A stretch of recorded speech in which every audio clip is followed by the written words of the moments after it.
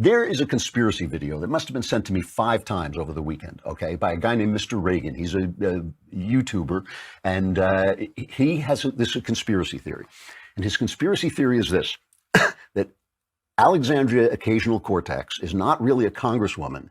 She's an actress who's hired to play a congresswoman by a left-wing group, and Cenk Unger, the guy from the Young Turks. Here's a little piece of his video. Alexandria Ocasio-Cortez is not really the congresswoman of New York's 14th congressional district. She is essentially an actress. She's merely playing the part of a New York congresswoman. I know this sounds crazy, but bear with me. In 2017, a group called the Justice Democrats held auditions for potential congressional candidates that they would run on their platform for various congressional seats throughout the country. Alexandria Ocasio-Cortez's brother Gabriel submitted her for the role. Now, I've auditioned for many acting roles in my day. I've also cast many of my own projects.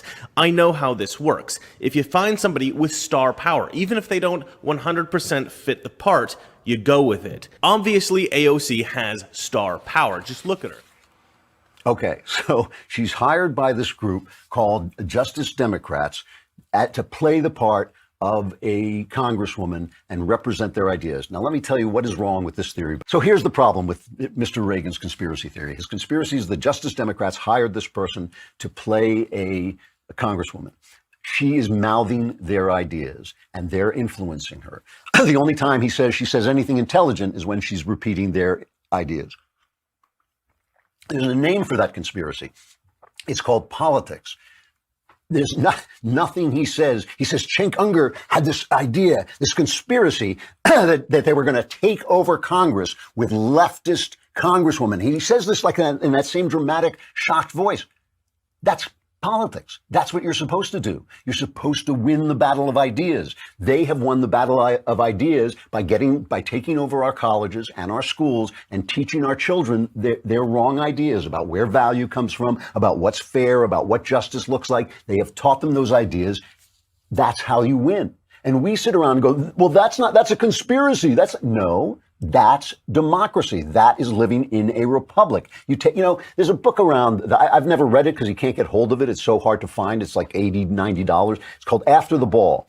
And people cite this all the time. I hear Christian people cite it all the time. They say, this is the gay plan to make homosexuality acceptable in America. And I think it's from back in the 80s, around the AIDS time. And they said they're going to take over the culture. They're going to tell these stories and put on TV shows where gay people are acceptable. And I thought, why shouldn't they do that? That's their corner. That's their interest. That's their idea. If you wanted not to do that, you should have made the other movies. You should have made the other TV show. If you wanted to fight that idea, you should have stepped up and made your argument. Instead, we were impeaching Bill Clinton because he slept with Monica Lewinsky. We didn't say, his ideas don't work. I mean, some people did. Newt Gingrich did. And Newt Gingrich turned the Clinton presidency into a success by forcing him to the right, by forcing him to do right-wing ideas that worked. But the rest of us are complaining because the left is doing what they do. And so you get these people our people have gotten worse and worse. And the problem is, of course, because they own the media, because they own the colleges and the universities and all the means of communication, the only people who get hit when you're talking about personality are going to be people on the right.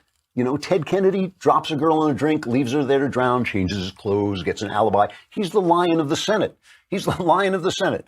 Donald Trump says, when you're a celebrity, women let you grab him. Oh, my God, he's an abusive, horrible monster who goes after women.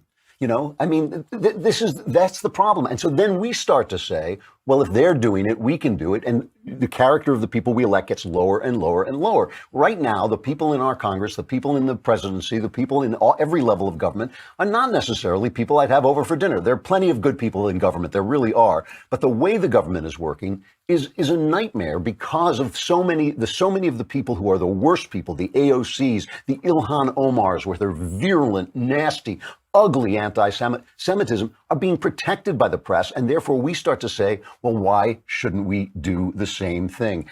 It's so funny. The left is good at capitalism. We have think tanks that are paid for by donors. They make movies that people pay to see propaganda. The left works with ideas. They take over the universities. They take over Hollywood.